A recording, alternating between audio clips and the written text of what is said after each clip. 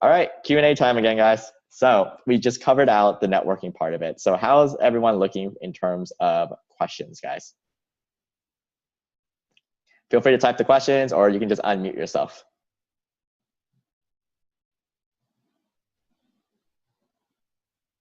Oh, wow. No questions right before I was about to move. All right.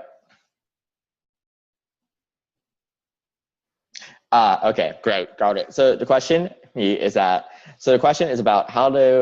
building the network, how to keep the connection going. So she finds it easy to, they find it easy to keep a connection or keep the conversation going, but it's hard to keep it going and maintain it over time. Okay, so best way to think about this is when you think about networking, it's literally like dating someone. It is, you go from meeting the person, the first interaction, to eventually making it to the point where you are going through and potentially they might ask you a referral. So the one thing is, remember, just start with people who are closest to you. Sure, your friends are going to do it, but let's assume you don't have any friends and you're just doing cold outreach to someone you never met before. So if they agree to help with you, they're willing to help you. So the best way to do it is to keep in touch with them. So think about it as a quick way for me to think about this is think about someone that you gave advice to recently.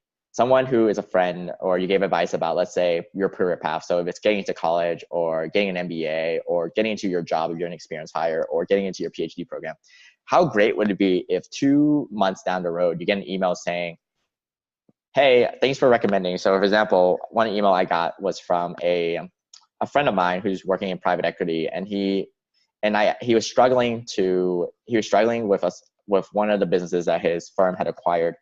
And I basically said to him, I don't even remember saying this, like very passively, 4 months ago, we were having dinner and I said, yeah, you should probably start maybe a group dinner with 4 people who are in that industry, 3 or 4 people who are experts, and just share knowledge. I think they want to share knowledge and you would learn a lot too.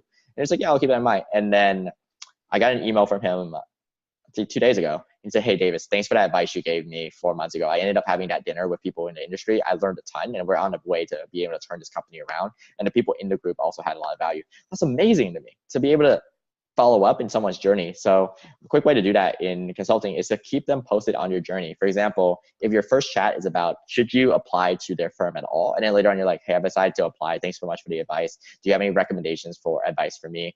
And then when you submit the application, tell them, keep them. When you have an interview, tell them. So keep them up to date about your life because they've started this journey. They've invested in you. So keep them updated. It has to be supernatural. So like what you would do with your friends or your family is just keeping them updated to it. So let me know if I answered that question, but it just should be super organic in terms of how you do it.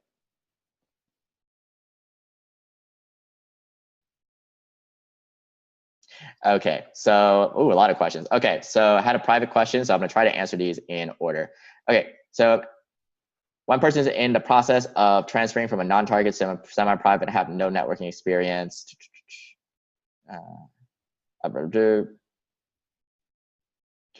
Okay, so question, okay, I'm trying to, so person who's probably asking me, would be nice to, if you can also phrase it as a question, so I'm gonna try to see it. Okay, so your person is transferring from a non-target to a semi-target and they have no networking experience at all. So they're trying to see how they can transfer into or start networking their books. All right, so 2 things I would do. One is, yeah, read the books on networking and then just dive right into it, but have a good foundation. It's not complicated. Networking is not complicated. It's like building a native relationship in terms of what you're doing. Got it. Okay, your question is how do you start? Is first off, you're going to be at a semi-target school. So use the networks from that semi-target school to work with the people at the firm. So I would think about what firms you want to work at. So for example, let's say that you want to work at Roland Berger. Finding people at your school who previously worked at Roland Berger would be the start of that. So that's how you start, is figure out what your end goal. Always start with the end in mind, is what firms you want to network with and who's working there and who do you know who can work there. So that's how I would start. Okay. Awesome. Glad people are getting their questions answered. I love all these private messages. Thank you guys for showing up. I love the encouragement. This is a good workshop. I can't hear you guys, but I'm assuming you guys are still laughing and all that good stuff. Okay. Javin has a question again. Let's see what happens here. For experienced hire, the position may not be posted online. Should we network a lot to reach out to specific partners and specific interview opportunities? So 2 things. So if a firm does not have, yes, so thanks for bringing that up because it's still relevant. Yes. So for experienced hires, 2 things. is one, sometimes they have their position posted online. For example, BCG posts it online all the time. McKinsey, same idea. But there's certain firms that don't post it. So what you want to do is, yes, you should network and reach out to partners in the particular offices where you're trying to get the opportunity. But in particular, because you're an experienced hire, so there's two parts here. If you're an experienced hire with only, let's say, a few years of experience, so let's say less than 3, then you're pretty much going to be a generalist at that point. So you want to reach out to people who are just pretty much any connection to that firm and see in that city to see when there's openings. But if you have a lot of experience, so one of our clients was like this, where he's at BCG right now. He came from the oil or in gas industry, and so knew a lot about energy in that field. And so he reached out and he wanted to work in London. So he reached out to the senior partner who was hiring for BCG for the energy and gas. And that's how he got his in. Even though there was no official posting on the BCG website at that point, they were going to post it. And so he just beat them to the punch and got in. Well, obviously he competed with everyone else. So short answer is, yes, you should start networking and reaching out to partners, or it doesn't even have to be partners, it can be managers as well.